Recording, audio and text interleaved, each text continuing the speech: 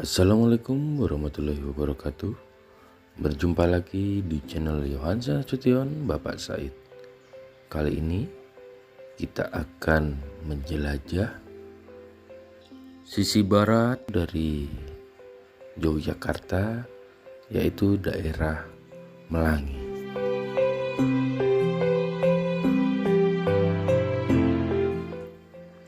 Sejarah daerah Melangi tidak lepas dari peran Kiai Nur Iman, salah satu kiai yang memiliki peran besar pada masa-masa era Kerajaan Mataram Islam.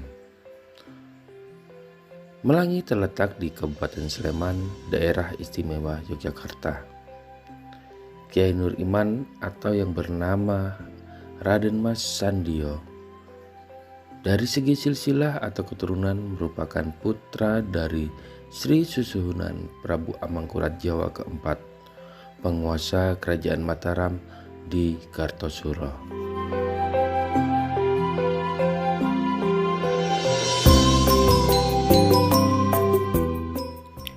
Dari tradisi lisan atau tutur disebutkan bahwa Kiai Nur Iman lahir di sekitar tahun 1720-an.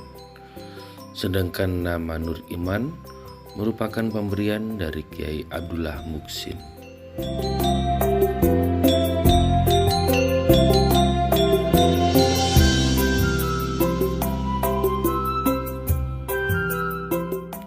Sejak kecil, Kiai Nur Iman menghabiskan waktunya hingga dewasa di pesantren Gedangan.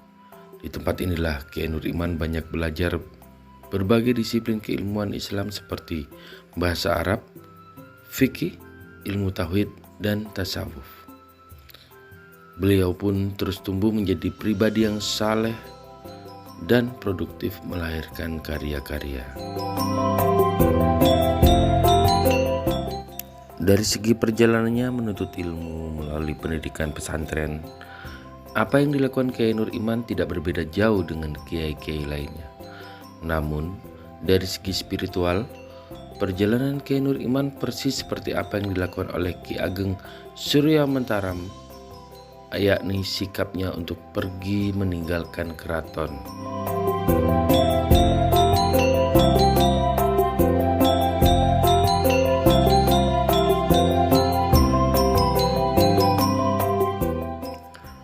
Adapun kepergian Kiai Nur Iman atau yang juga dikenal dengan Bendoro Pangeran Hangabai Sandio didasari atas konflik internal keraton sebagai akibat dari campur tangan Kompeni Belanda. Sebuah konflik yang pada akhirnya berujung pada perjanjian Giyanti tahun 1755 yang membelah Mataram menjadi dua, yakni Kasunanan Surakarta dan Kesultanan Yogyakarta.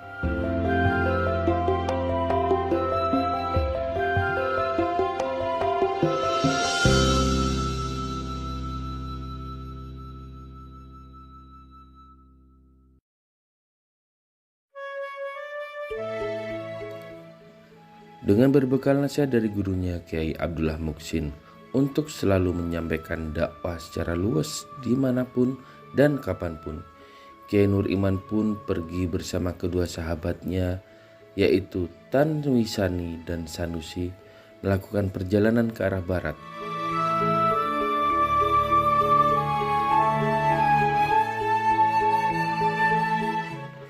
Ketika mereka sampai di tempat yang bernama Gegulu, sebuah tempat yang masuk ke dalam wilayah Kulon Progo sekarang, Kiai Nur Iman pun melakukan dakwah hingga bertemu serta berteman baik dengan penguasa desa setempat yang bernama Ki Demang Hadiwongso.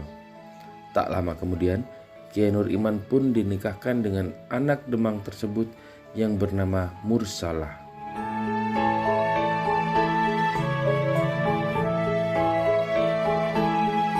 Setelah Ki Demang wafat, Kiai Nur Iman kemudian kembali melakukan perjalanan ke arah utara dan sampai di desa yang bernama Krisan.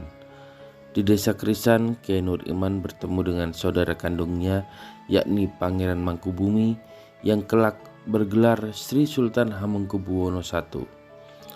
Sri Sultan kemudian mengajaknya untuk kembali ke keraton yang kala itu sudah menjadi Kesultanan Yogyakarta. Namun Kiai Nur Iman menolaknya dan memilih untuk kembali ke desa Kerisan.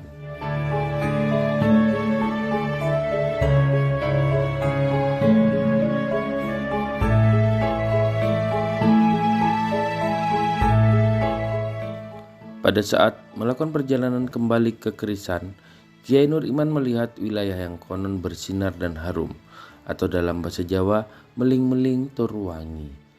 Penglihatannya akan sebuah wilayah yang bercahaya inilah yang menarik perhatian Kiai Nur Iman untuk menetap di sana. Atas alasan penglihatan wilayah bersinar dan harum itu, wilayah ini pun dinamakan dengan Dusun Melangi, yang berasal dari ungkapan meling-meling tur wangi.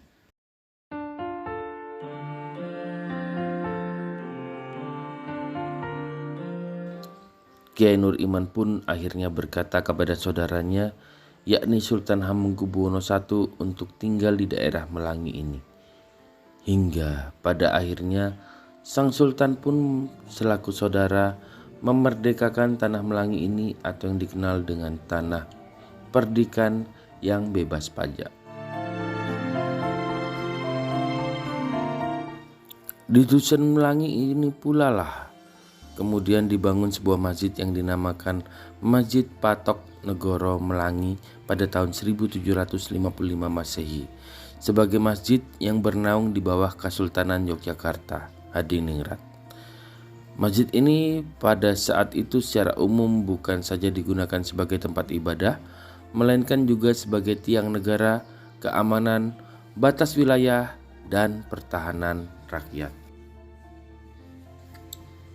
Di dalam perjalanannya, Masjid Patok Negoro ini diserahkan kepada Kiai Nur Iman, dan pada perkembangannya Kiai Nur Iman menjadikan masjid ini sebagai tempat penyebaran ilmu-ilmu keagamaan seperti pesantren Melangi yang beraliran Al-Sunnah wal Jami'ah dan penguatan kebudayaan keraton.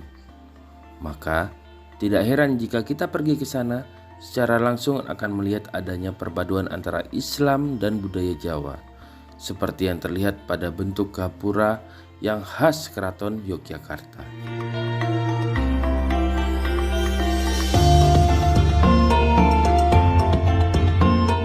Tentu saja apa yang dilakukan oleh Kiai Nur Iman Melangi dalam melakukan dakwah sudah seharusnya menjadi contoh konkret di dalam kehidupan kita hari ini.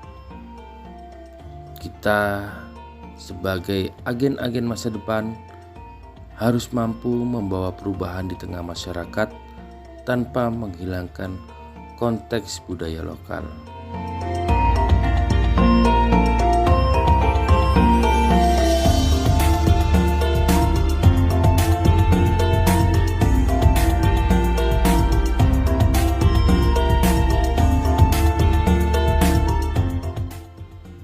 Kita berjumpa di lain kesempatan, tetap di channel Yohanes Nasution, Bapak Said.